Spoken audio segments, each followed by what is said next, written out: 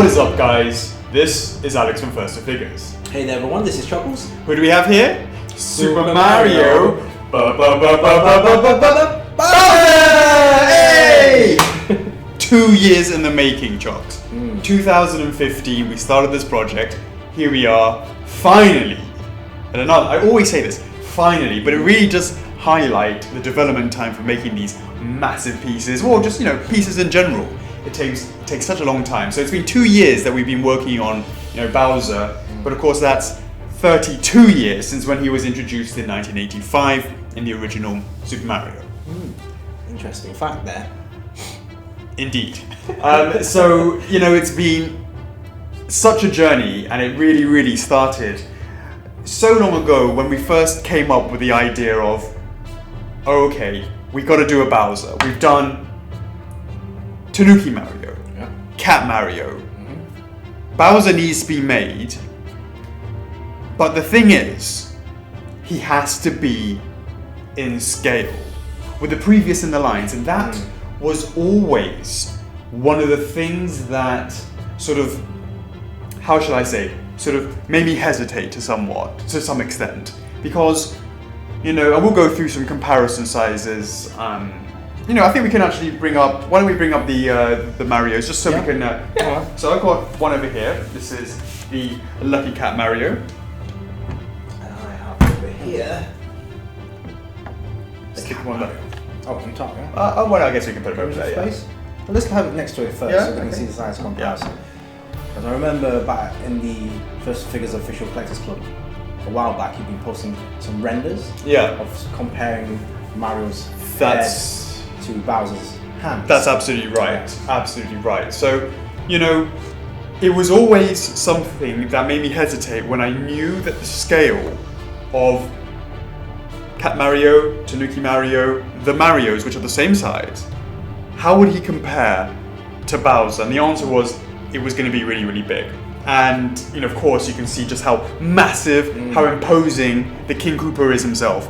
And that was one of the things that, for me, as I said, made me hesitate. It's been 2 years, but I think the timing has been absolutely perfect. We can sort of really sort of see just the sort of scale between the two of them. If you put it a little bit closer, you can sort of see. In fact, so having him to scale with the Marios was really something that I knew was going to take a long time to sort of make, because it was going to be so much bigger. Can you believe, Charles? There's probably about, what would you say, 4-5 times the amount of resin? Yeah. I mean, I'm just easily. actually, I'm just thinking about his size. I'm actually taking this area, the entirety of all of Cat Mario, right, including his base, and just putting him into his body. 4 to 5 times his resin. Now, if you include his base as well, you can add another, probably 3 actually. So I'd say all in all, because the thing about Bowser is, let's give him a bit of a spin. But he is so big in terms of not just. I'm just worried about the lazy Susan. I tested it out beforehand. It sort of creaks and groans. You may hear some sounds in the background, but it just about turns him around, because we'll get to the weight. Spoiler alert, he's heavy. Very heavy. So if you consider just the overall height, it's not just the overall height anymore, is it, Chocks? It's also how wide he is and how deep he is. All these things combined is a lot of resin, and as I said, I would say, conservatively 7 to 8 times the amount of resin that we use for one of these Cat Marios into this Bowser. What an undertaking. But here we are, and as I said, we're so happy to be finally here to show you guys, to go into more information about some of the design choices, some of the reasoning, some of the thought processes going into actually making Bowser himself. So, definitely it was, the first thing I considered was, how are we going to do it? How are we going to do it? Well, the reality is this, Jobs. The way these figures are made is they're done in something called 3D modeling, which then goes to something through a rapid prototyping machine or a 3D printer. and from there you can do the resin casting, make the duplications, etc., etc. The point I wanted to give about that is actually the fact that the 3D modeling starts exactly the same no matter how small, or in this case, how big. It makes no difference when you're on the actual machine sculpting away on what the final size would be. Of course, there are definitely some things that you must consider. But in terms of the overall size worry, it's not something you have to worry until you actually get to the physical 3D print stage. Some of the things that you have to be concerned about with the size, of course, is some of the textures and some of the detail work, because when you enlarge it to this sort of scale, every nick, any loose part, any sculpt, it's all very visible because it's so big. But likewise, if you get it right, the amount of texture that you can bring to it really can shine here. So should we sort of have a look at some of the textures, Jocks? Yeah. So what can you see? Wow. So what sort of, why don't you have a look and what sort of stands out to you? What do you notice when you look at Bowser? Well, from this angle, definitely the shell. How about not from this angle? How about from the angle that everybody else can see? Right, from the front, first of all, check out the head. So it does look like, it's got definitely tons of textures on the face. And then you have the hair, you can see the lines going through the wavy hair. Hey, Chops, you want to know something? Let's just talk about that face. You see that green head, right? Yeah. The original model that we made, actually what had happened was, when we did the 3D texture work, the carving of the lines was only so deep. And what happens when you go through the print process and then you make the casting, sometimes if you don't pay attention to these carved lines, it actually gets a little bit shallower. And as a result, a lot of those lines, unless you looked really carefully, you looked where you were looking, you knew where you were looking, they actually pretty much disappeared in the actual, I believe it was the second prototype that we made. So kind of downgrades. Correct. Yeah. So what we had to do was overemphasize the line details on the head. So we had to go back to the 3D. And this is again some of the reason why it's been quite a long time in the process. It's been, carving those lines. We had to go back to the 3D stage, recarve the lines, and make them that much deeper. So when it came back to reprinting it, recasting it, remaking it, basically it meant that what you can see now is this fantastic, and you picked up on it, Chonks, the great line details going across the green of the face, for sure.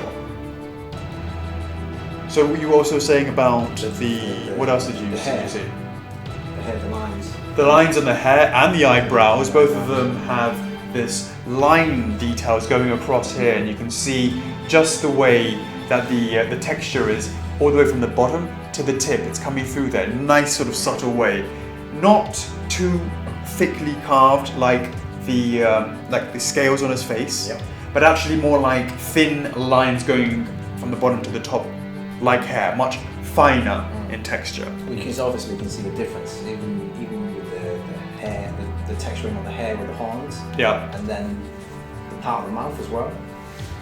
It's slightly, they're literally totally different textures. Well, that's absolutely right. If you're looking at the mouth and the skin of the mouth, definitely it was more of a different kind of pore effect. I mean, obviously I would say it's not quite pores, but almost like a leathery kind of snout.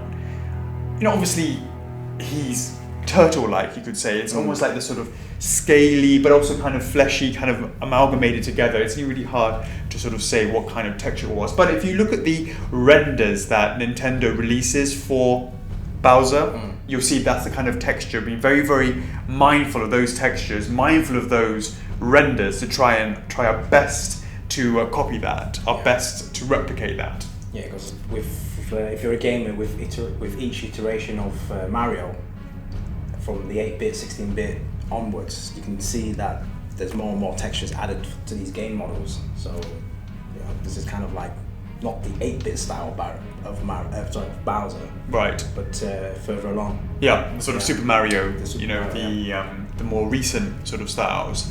which obviously, as you said, has more of the textures that you can see. Because if you look at the sort of, I would say mid 2000s, those renders were slightly, smoother. Right. But this one you had, of course, when it said we wanted to do this size, we wanted to make sure that it had the textures added to it, subtly added to it, so that the point being is, if you remember Bowser as this very colourful creature, very, very smooth textures or something like that, well, if you're standing from quite far away, it seems like just like that. Now, of course, he's pretty huge, so you can see quite a lot of him from quite far away. But of course, when you go closer and you look, you can start seeing. I mean, you just concentrated on the face. We haven't talked about some of the things. Let's give this a bit of a spin. You talked a bit about that shell. I mean, have a look at that. Some of that shell detail on there. What can you see, Jocks? You can see the lines going around each section. That's right. You can see that little sections of almost like sort of hexagons, kind of weird shapes going on over here that have a separation that separates his his shell up.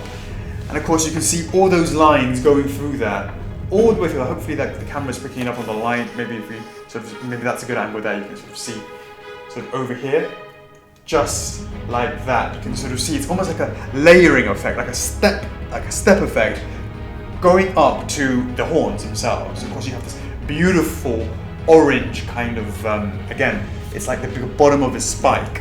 That's a different type of texture as well. It is a different type of texture as well, yeah. So right, you're spotting that there's the shell texture, the bottom of the spike texture, and the spike itself. The spike itself has, we talked about the fine lines of the the hair on the top of his on top of his head. Well, those fine lines, if you compare it to the sort of lines of the spikes, what do you see, Chalk? Are they the same? Well, I mean, no. I mean, obviously the hair's much more smoother. That's right. As he's not. How do I put it? Bowser's not a very. He's not a young fellow, so you can see some of the spikes have aged, and you can see some of the dents, the creases, and it's thicker at the bottom. It's got some rivets at the bottom, and it's sort of carver lines, and it's right. So at the bottom, where it maybe from the bottom over there and going upwards, it sort of it becomes smoother to the tip, but rougher around the bottom. So it's all this sort of subtle detail that, sure, if you're maybe a couple of meters behind, 3, 4, 5 meters, where you won't see it, and that's the beauty when you come up to see something like this. And guys, I mean, I don't know if it's picking it up on camera. He is so imposing in person. He's just, because he's so, he's not particularly massively tall, but he's so wide and has such presence that, he's going to be a massive centerpiece to, you can put your Marios around him because he's so huge.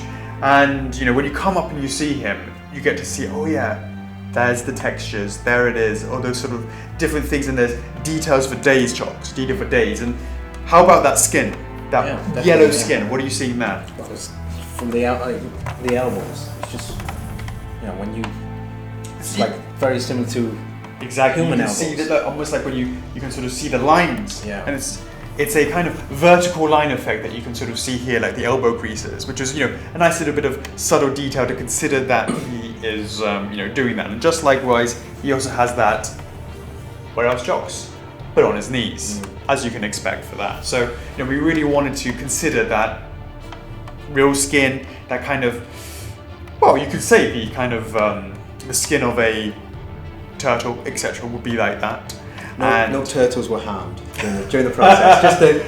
There's a disclaimer, right? To be clear, I do have a turtle, Chocks. Yes. Yep. Had it for one. Like pretty decent sized one, and then one of those sort of soft shell turtles. Right. But I did the research on the on the hardened shelled one.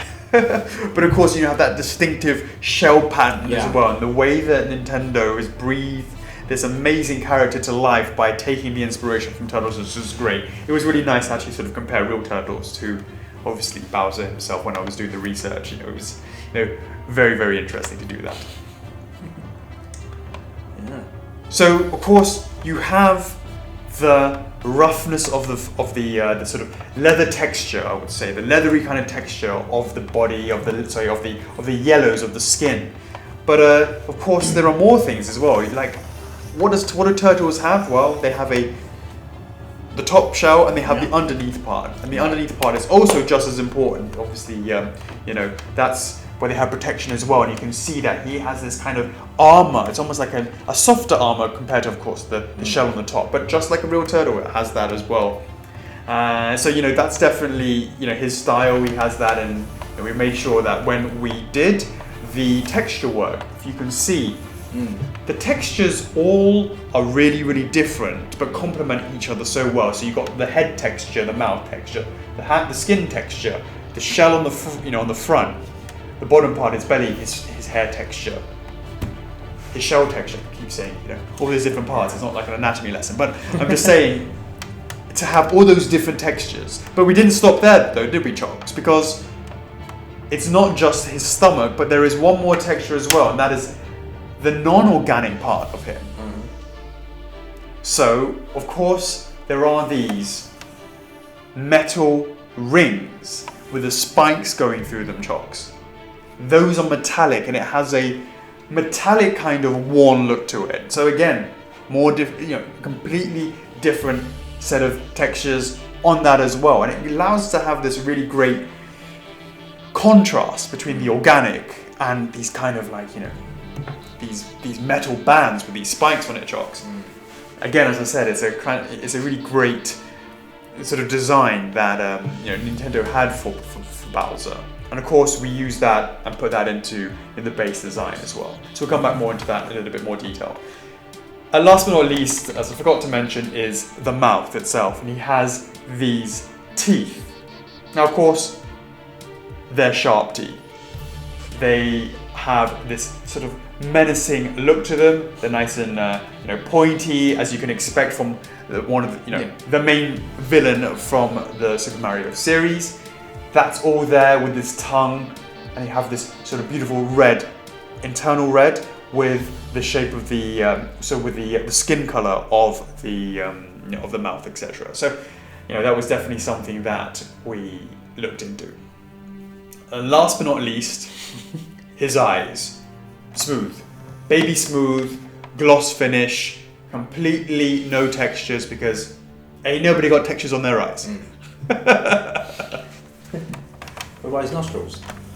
Oh, his nostrils is part of his, I mean, his nostrils has got a bit of, let's see, it's sort of... You've darkened it up. It darkened it up. It goes inside, and there's a sort of a darkening in there as well. But of course, we'll be doing, video close-ups for all of these sort of things throughout this video as well. So we've got him turning again. But yeah, Choc, so this is it. A couple more spikes on the back of his tail. A couple more spikes on the back of his tail. And interestingly, those spikes on the back of his tail do not have that orange to it, because it's coming directly out of his skin as opposed to out of his shell. For sure. Cool. So why don't we... It's very simple. I mean, it's recognisable. Everyone knows Bowser. It's very simple, but it's very effective at the same time. Sure. And that, again, is just Nintendo design. We're so honoured to be able to work on them because they're so timeless, so classic. What? He's looking right at me now. What's up? Chocks, so we have some questions. What's that all about? Alright, let's start off with some questions first. Right. Guys, so these questions, you're asking where they're from. Well, if you're in our... if you have Facebook, make sure you sign up to our Collectors Club, First for Figures Official Collectors Club. On there, every time when we create these documentaries, we will post a thread in the club asking you guys, hey, you got any questions for us? And then we will go through those questions in this video. Yeah. Yep. All right, let's get straight into it. Yeah, sure. Right, first question from Miranda Sykes.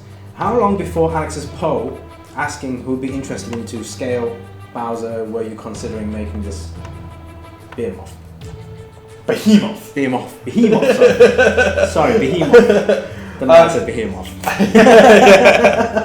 How long before Alex's poll asking who would be interested in a 2-scale Bowser were you considering? Yeah. So, I sort of briefly talked about that at the very beginning, and I kind of, I knew that it would come up. The further we went down the line with the range, it would make sense to tackle the villain. Of course, if you look at the Legend of Zelda line that we've made, you start with Link, you go through the different characters, and of course we have villains that we have to deal with, Ganondorf, Zant. There are these villains to look into, Puppet Zelda, as some examples. Sometimes they're, much more interesting character. Sure. Design-wise, as well. Complicated. Have some different personality and what have you.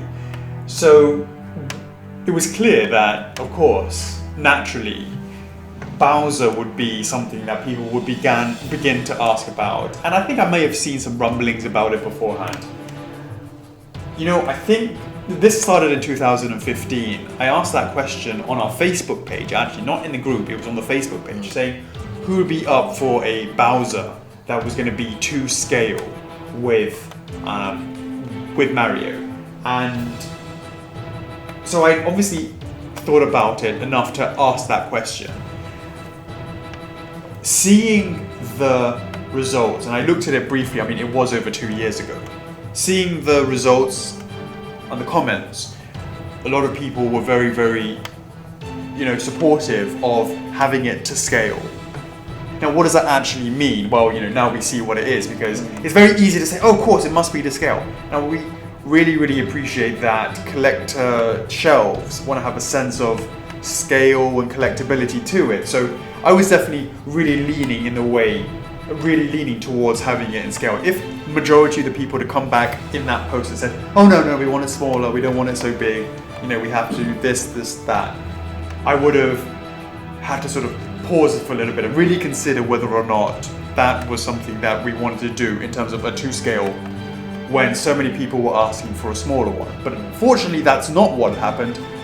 A lot of the people were, the vast majority were supportive of a bigger Bowser and 2 scale. So some even want it even bigger because the history of Bowser, he changes different sizes. That's absolutely right. Different type of games. That's absolutely right. Just finding the right balance. Absolutely. So, Bowser, he's definitely given us a lot of challenges with regards to, his size and design, but it's not really, and for the first time, it's not just about challenges for us, but it's actually considering challenges for our customers. And that's probably something that we'll talk a little bit more through some of the other questions. Right. Next question from Jeremy Beerson. Bowser has been one of the most anticipated characters in the Collectors Club. Was the amount of love for the big turtle dragon a surprise? So, as I said, back in 2015 when we did that initial poll, there was definitely a lot of people talking about the size and the scale, should it be like that. What did sort of develop over time is that he started from, we only started the club back in, I think, the 8th of January 2016. And of course it was 0 members. Yours truly was member number 1. What? And, we're now sitting here, an amazing community, over 32,000 members in the club. Amazing. So when we started putting some sneak peeks and saying Bowser was coming and what do you think of this, and people requesting it over time, as the group got bigger and bigger and bigger, the voice for Bowser got louder and louder and louder. So every time that I would put something to show, something here, something there, I can remember the first time we actually showed about Bowser's scale, Chocks. Do you remember? It was in the live stream right after we'd done the King of Red Lions. On our live stream, I believe it was probably one of the first ever live streams we ever did. Yeah. Then at the end of it, we showed a render, Bowser's hand next to Mario's head. Yeah. And that was the first we had done of anything in terms of showing that what we'd be doing on Bowser, and that went into the club and people were talking about that, and throughout the time I've been dropping hints and sneak peeks. So guys, if you are not a member of the First Figures official collectors group on Facebook, please do join. We show tons of sneak peeks, loads of behind the scenes, because I've been dropping hints on this for months, for years, and I'll say why it's years, because I think King of Red Lions was in something like July or August of 2016, I believe it was. It's just been over a year now of teasing. And that tease has got more and more and more. And I think the big reveal was Christmas. We actually showed the back of his shell.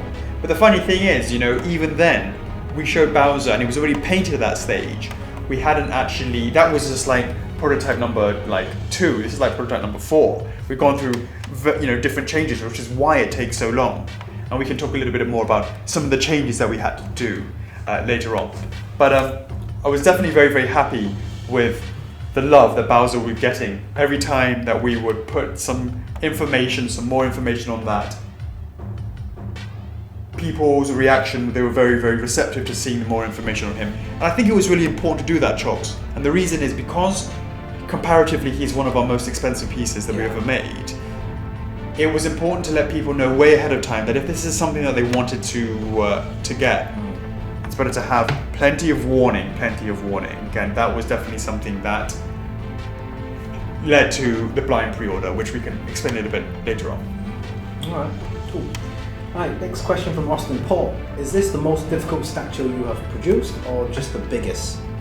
So, you know, size-wise, it has definitely been a challenge just physically lifting him up, the painters having to paint him in parts that are quite, you know, are significantly heavy. These are definitely physical challenges. Those are difficulties that we have there, but they're not, of course, something that we haven't particularly encountered. Just don't skip leg day, hit the gym, and then you can overcome those kind of physical difficulties. That's not really too much of the difficulties that we're talking about. Again, what we talked about at the beginning, size-wise, in sculpting, there's no difference. Sculpting this small and this big, no difference. Of course, just attention to detail, and sometimes you make mistakes, as we said, with the head, you need to remake it. Of course, those are things that you learn over time. But was it difficult? No, because it's just standard affair. Standard. The biggest difficulty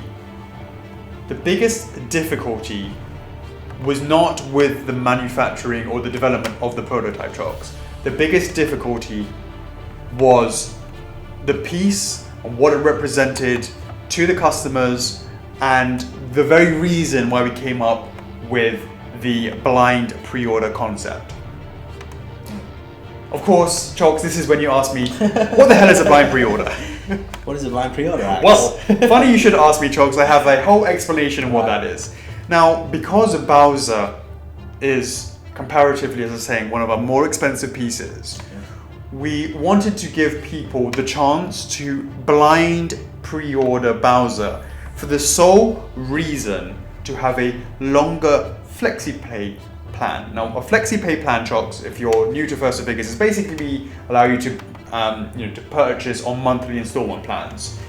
Typically, they go from sort of 3 months to 9 months. But with Bowser, we actually extended that for 12 months in order to get that monthly bill lower. Because of course, the fixed amount is fixed. Of course, when you divide it by 3, 5, 10, 12, the amount is different every month, depending on what plan that you choose to go on. Now, we didn't want to launch the product and say, here you go, you can have a 12-month plan, which would have been a standard way to do it. Because the aim for us is to launch this and have it in collectors' hands before that time. If we launched it with a 12-month plan, we would have to wait for that plan to finish before we deliver. And we don't want to do that. We want to deliver it within about 9 months. Typically, that's what we try to aim for. Of course, sometimes we slip, sometimes we're earlier, but we try to aim for about 9 months. Allowing for a blind pre-order gave people those 3 extra months in order to get those monthly rates lower. And this came about, and again, Austin Paul talks about the difficulty of this. Because this was our first piece, to do this concept, it was something that was researched over time. I was walking to have some tea with John, walking down the road, and I had this epiphany going, well, what about this blind Bowser, this blind concept where you put your money down, but you don't actually see it. That's why it's blind. You don't actually know what it looks like. So what we did, Chocks, was we did a black silhouette with a question mark saying, this is what Bowser Bowser's silhouette looks like, you can jump on the blind pre-order flexi pay plan for 12 months, or you can wait till the full reveal, which of course is now. Now, should they jump on that 12-month plan, they get the benefit of starting the pre-orders early and the flexi and the payments are lower. Now, of course, when it comes to this full reveal, now this is the full reveal. Anybody who jumped on that blind pre-order can get their money back without any penalties or anything like that. Right. That was the thing. Before we actually show the pictures and the videos of this video, we actually at least gave out some hints, because from last year, like you said, from last year, June, July, we've been dropping hints in the club for literally a year. That's right.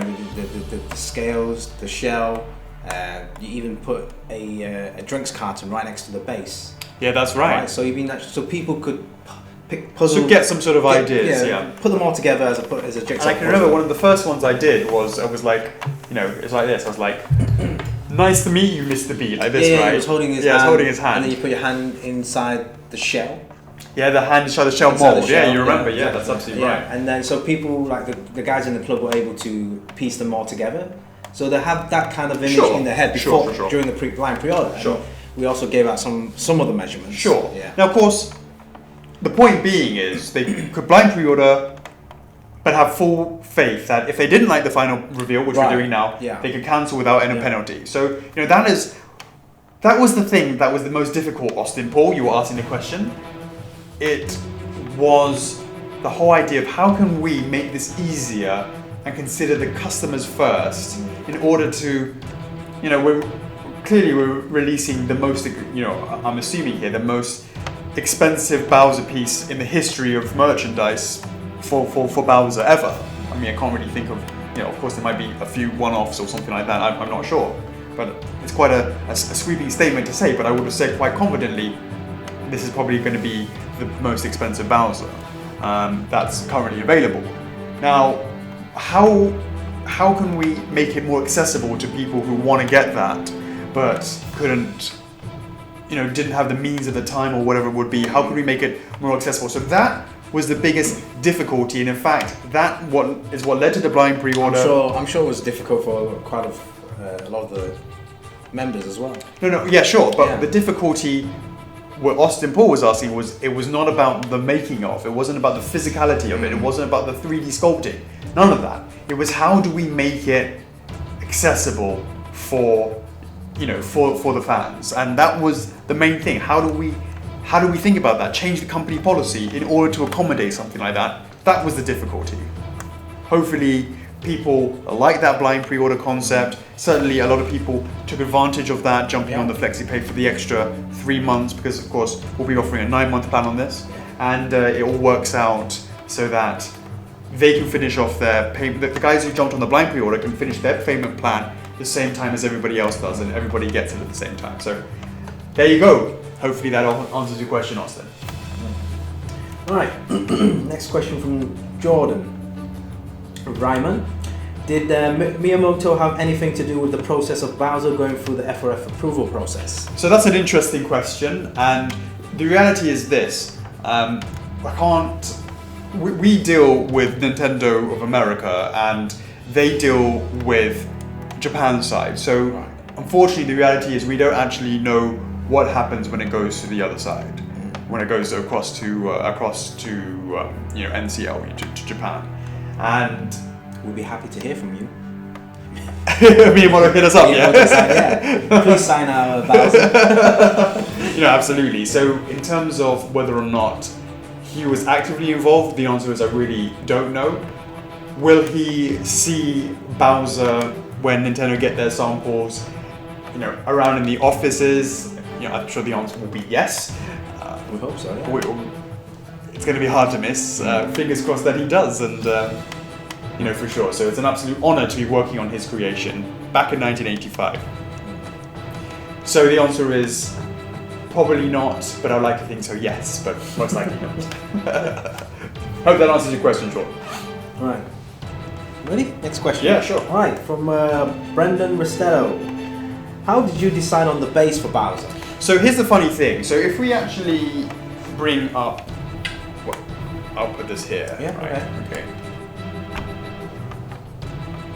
So, the actual original idea of, it was pretty, the way that I'd originally designed it was that I had created this sort of, I wanted to slightly have it, I basically had created these blocks like this, right, that were the same sort of concept of having these square blocks.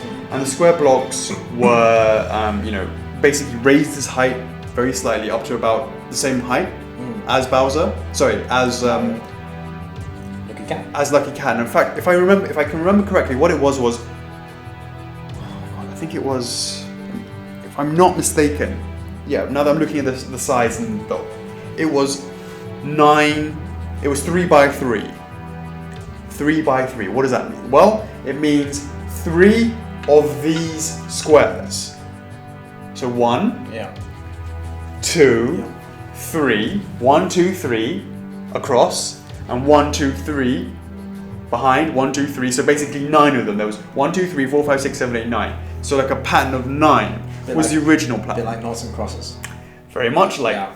Perfectly like noughts and crosses, exactly right. So that was the original idea, to have it this noughts and crosses style. It raised but I thought about it, and it raised the height. When I look at it, quite a bit. Bearing in mind he's quite chunky already. An inch and a half. Though. Yeah, but also the other thing was his feet overhung. It definitely overhung a little bit because 3 of them across was not big enough to cover the entirety of his feet. It wasn't enough. But I thought 12, 4, i.e. 12 of them, because if you go 4 across, you got to go 4 back and 4 all the way around. So 12 of them would have been just that little bit too much. Then in the end, I thought, maybe that doesn't really make much sense to try and take into account of his overhang by either going from 9 blocks or 12 blocks. In order to counter that, we go for this beautiful round base design that takes into account his armbands on his biceps and his wrists and apply that to this over here. And of course, he has this beautiful pattern work that he has from Bowser's Castle, of course. So it's a beautiful brick pattern work that you can sort of has this nice raised effect over there, so it gets a really nice sort of 3D look to it. So that was the original concepts for the base, originally starting as 9, then possibly went to 12, then went back down to 9, and then ultimately went, we can. I think that's even too much because couldn't quite get that right balance between 9 and 12, and also the height of it and all that sort of stuff. So ultimately in the end we went with what you see here, of course. So it was definitely a bit of a almost like a case of back and forth twist, seeing what worked, what didn't, and ultimately this is where we're at. Oh, cool. Well, that answers your question, Brandon. Alright, next question from Chris Hildebrand Jr. If Bowser sells well, would you consider more larger scale statues? So with Bowser pioneering this blind pre-order concept, it allows us to delve into the more higher end, more expensive, with the size of being bigger, of course that is related to the size of it and the cost of it, of course they're related. And the answer is absolutely. It's opened the doors to allow us to be a bit more creative with the sizing. Yes, it's more expensive, but the blind pre-order concept makes it more accessible, and it always allows for us to do what we want to do, and that is be value for money. And one of the things about the blind pre-order, now of course, this is something quite unique for us, Chocks. This is not the first time that we've actually revealed Bowser. He actually had his New York Comic Con debut. That's where he was the first time that we actually showed him. So he's actually looking a bit scuffed because he was on display, but of course the final product won't be like that. Maybe one of you guys actually touched him. Yeah, maybe. Yeah, absolutely. So the thing is, Chocks, when it comes to the blind pre-order, everybody was never sure exactly how big Bowser was going to be. Was he going to be this size, that size. That's, as you said at the beginning, there's an evolution of Bowser depending on what game it is. Now, sometimes he's X amount bigger than bigger. Crazy bigger than Mario. Crazy. Sometimes he's smaller. Sometimes he's just like this. Now, I could never ever control. Not control. The word is, I could never consider what your impression of Bowser's like. Sure. I can't consider what your impression of Bowser and Mario's scale is like. Those are the sort of things that is not possible for me to consider. The only thing that I can do, Chalks, is now that we've seen that we went through a blind pre-order concept to the real one, the only thing that I can ask for is that when you see him, you feel it's value for money. And for us, that for me is the goal of it all, is to make sure that it's value for money. I think ultimately, when you get a chance to see it, and everybody, hopefully you agree, it was. Even if he's not, maybe he's smaller than you thought he was going to be, maybe he was bigger than you thought he was going to be. Again, we're not trying to sort of work on figuring that out. The question is though, is it value for money? And hopefully you agree it is. This Lazy Susan is struggling against the sound of it. Maybe just needs a bit of WD fault.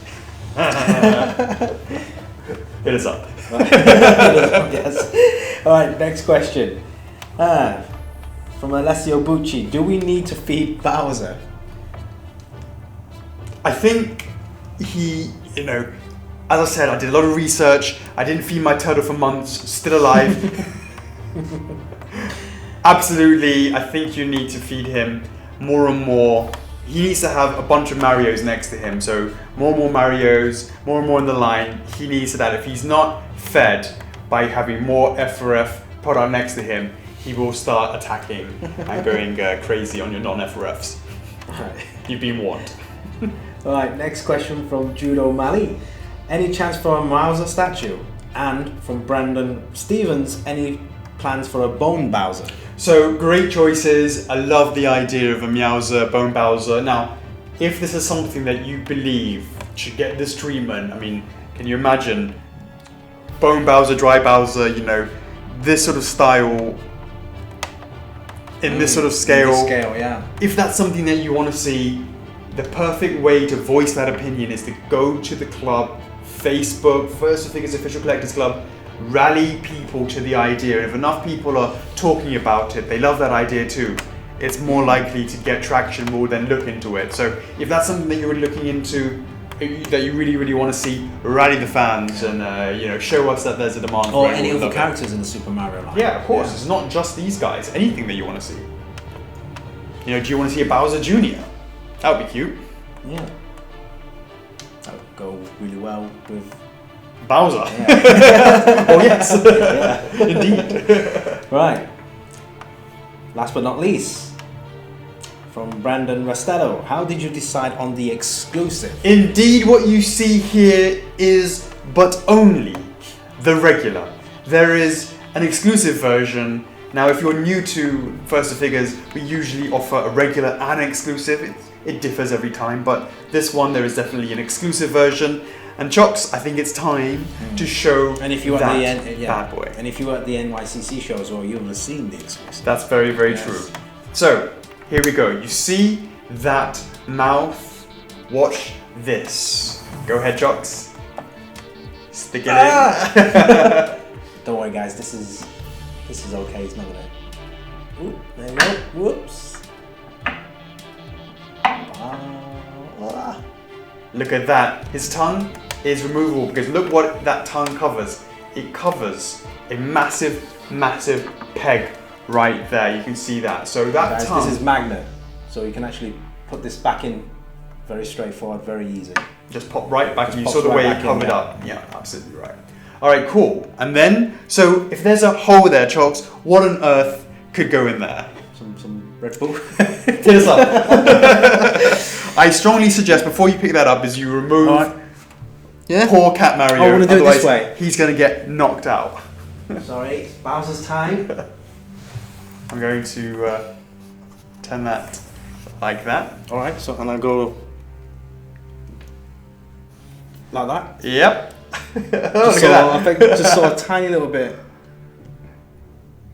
I think he needs to go check out the dentist. He does need to go check out the dentist. There you go.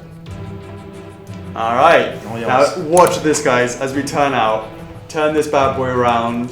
Oh, look at that! This is perfect. It's like facing the other way. He's doing something. Yeah. All I can tell you guys is I'm about to get knocked out. guys, check it out. That is really close to my face. Look at that. Yeah. A kiss of fire. Yes. You've been burned. Look at that, guys.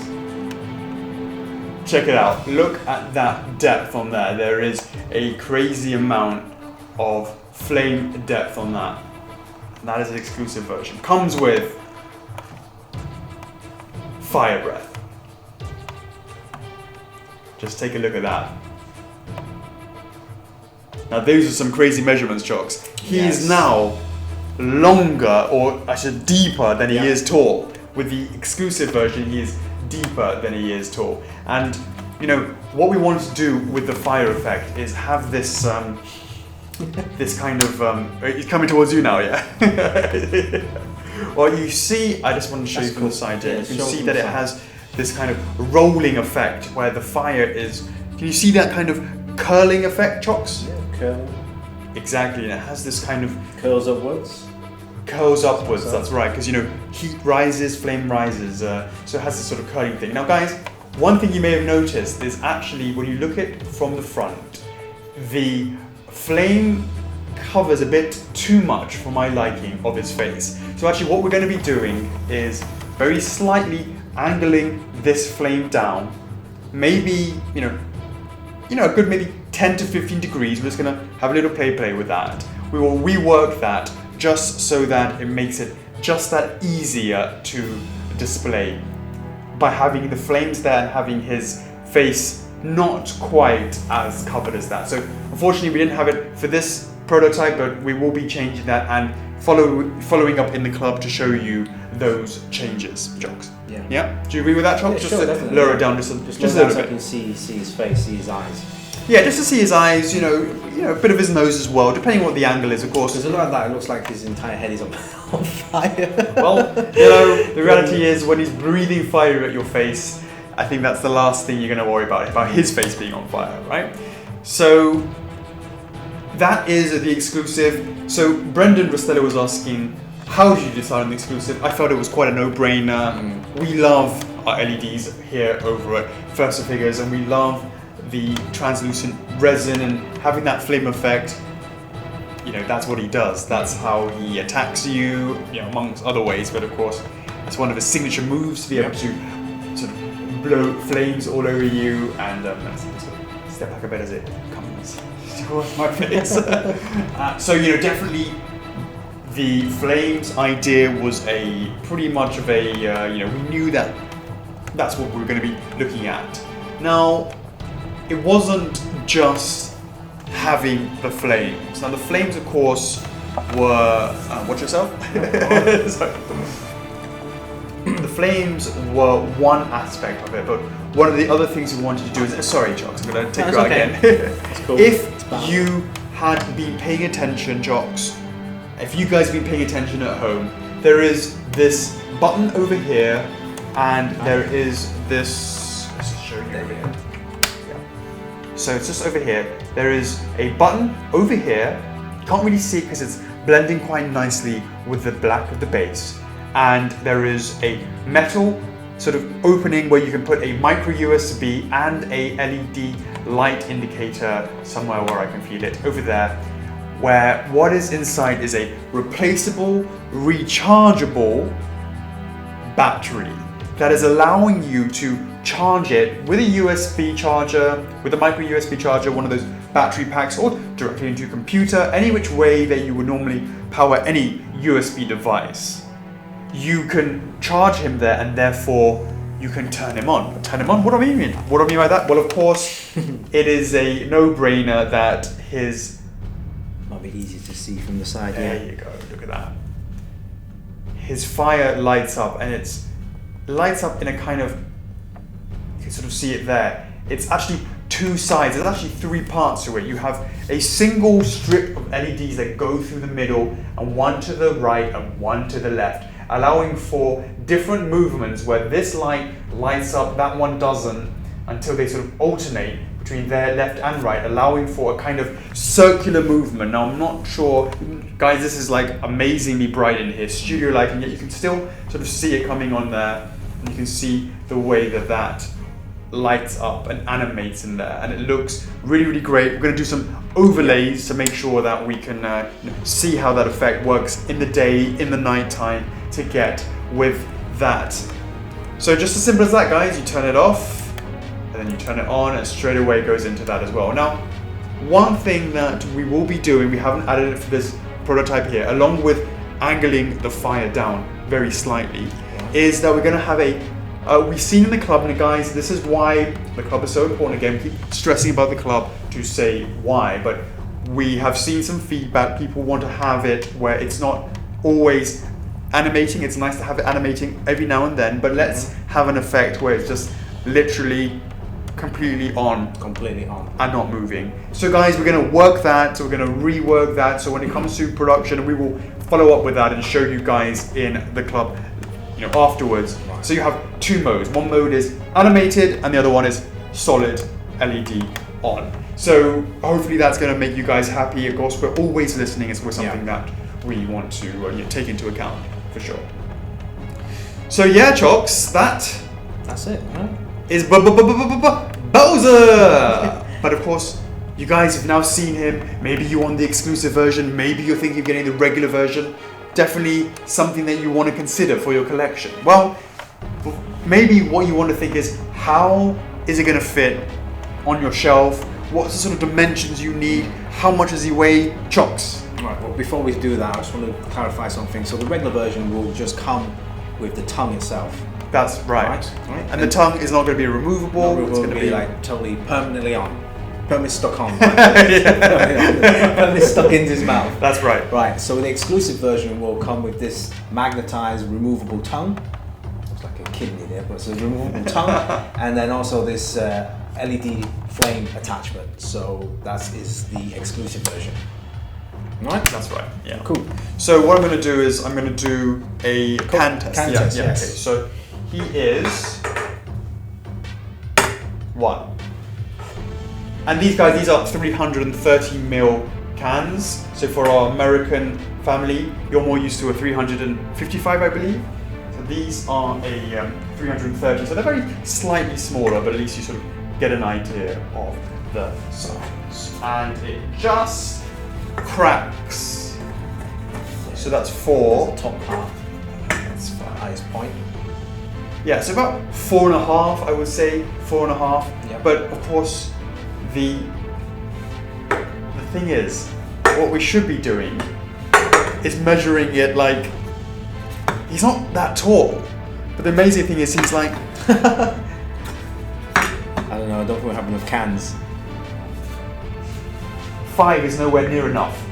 It's at least 6. Depth-wise. At least 6. From the back of the tail, because the tail sticks out. Definitely. Well, look, you've got those measurements for us, John. So Yeah, why don't you go into that then? All right, so guys, let's do the measurements for the height.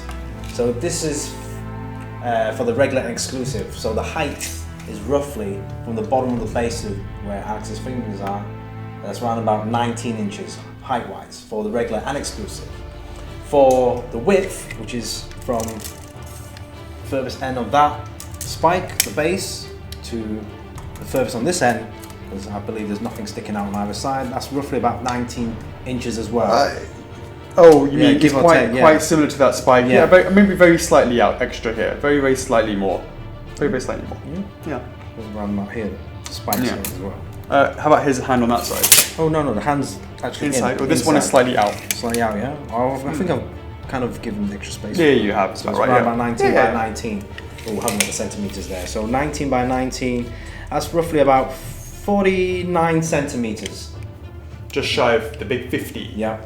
So that's applicable to regular and exclusive. Now, of course, this is the one. Depth. This is something that we didn't include in the blind pre-order. And there was a reason for that, because of course you would be able to tell. You would be able to tell that there was something extra. Extra, yeah. So for the regular version without the flame, back of the tail to the tip of the snout, which would be snout, over here. Yeah, I've got that at 21 inches. So he's actually deeper for the regular version as well. Look so at that's 54 centimeters, 21 inches. And then for the exclusive, which includes the flame, boom. So again, back of the tip of the tail to the right at the tip of the flame, I've got that at 29 inches. How many cm's that? Oh my god, 29 inches. That's 74 centimeters. With a little bit of this and a little bit of that, So you that's can like that. fit it on your shelf. Like that. That is. Oops. Indeed. Right. Right. So that's the measurements. That is pretty crazy. And then we have the weight. Now we have the weight. Before that, what we're going to do are the shout-outs. Yeah? So I think so. Yeah. Right, guys, so shout-outs. So basically, in that thread I was telling you about with the questions, the question thread in the Collectors Club, in there I'll randomly add a comment, and the first 10 people that reply to that comment will get a shout-out from Alex. Pretty straightforward. So first come, first serve. Kicking off with Derek Baker, shout out to you. Johnny DeJesus, how's it going, mate? I know you're after that persona, what's going on? Bang H. Lee, how's it going, mate? How's Vegas going on? Brendan Rastello got his shout out and his question answered today. Elisa Wyckoff, how's it going? Shout out to Brandon Evans. Miranda Sykes, kicking asses are lovely. Adam Min, Chris, Hildebrand Jr., boom, question answer for you as well. Congratulations on that. And Kyle Halwazinski, how's it going? And last but not least, Axel Hernandez. Shout out to you guys, much appreciated. And the reason why I wanted to break up the measurements with the weight is because the weight is scary, and I wanted to give them a bit of chance to digest the overall size before scaring them away with the weight. So, Chocks. The heavier the better if you're collecting resins. Well, as long as your shelves agree with you, and as long as your shelves... Just make sure you have very strong, sturdy shelves. As long as you've got that going on, absolutely no problem. So hit us with those weights then, Chocks. Let's start off with the regular. The regular, I've got it at 19.7 kgs. What's that in pounds? I don't know. Times by 2.21. Sounds pretty heavy. Wait, 19, it's got to be over 40 pounds. 19.7 kg. That's over 40 pounds. Well over 40 pounds. Okay. I'm not very good with weight conversions, but heavy. I trust you. Right. Heavy. Just the flame, now this is interesting. Just the flame itself is 1.4 kgs. So it's about 3 pounds. Mm-hmm. So you add them both up together, the exclusive comes to 21.1 kg. There you go, guys. Now, that is a lot of weight, and we have considered that when it comes to shipping. Because of the size of him overall, if you were to actually have him in the same sort of size as, if you just had it in one piece, the shipping bulk would have to be done in, if you just did it in one box, it would go over 3 meters in girth. And what I mean by that is the size all around it. Packaging courier, it has this amazing ability that anything under that sweet spot of 3 meters in girth, it's relatively manageable.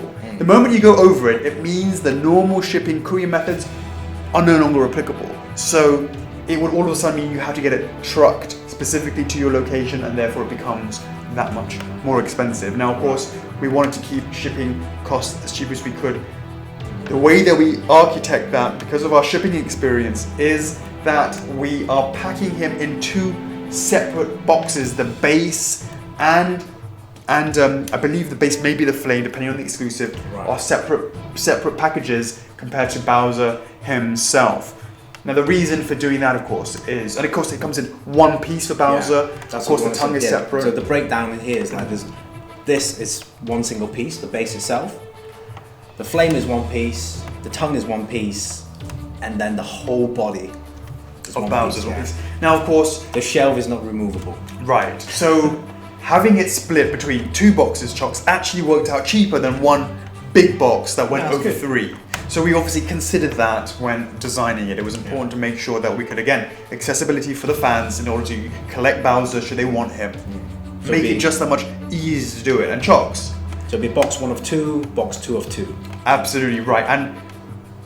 And in case you guys don't know, you're new to F4F, we have quite a variety of different warehouses that we operate out of. Basically meaning that if you're local to those warehouses, you don't need to worry about import tax, shipping duties, any of those sort of hidden fees that sometimes sting you when the postman rings twice, right? Yeah. Now, of course, those locations are in the US, Canada, we have one in the EU region and another one in Britain, preparing for Brexit, of course, and one in Hong Kong / China. So if you're in those sort of locations, local to those areas, you can expect to receive a, just the fee for shipping and no hidden extra costs. Now, of course, if you are outside of those regions, we hope that at least you can find, obviously one of the warehouses that are closest to your locations, and therefore the shipping price will be just a little bit more manageable rather than just from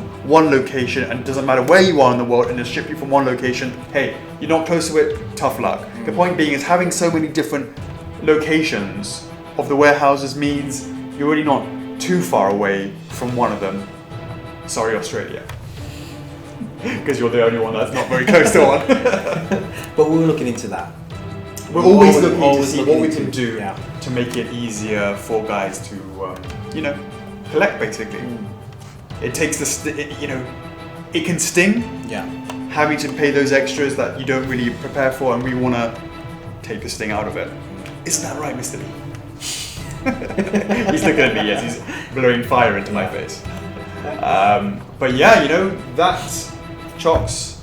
Is there anything that you wanted to say? Some shout outs, shout out?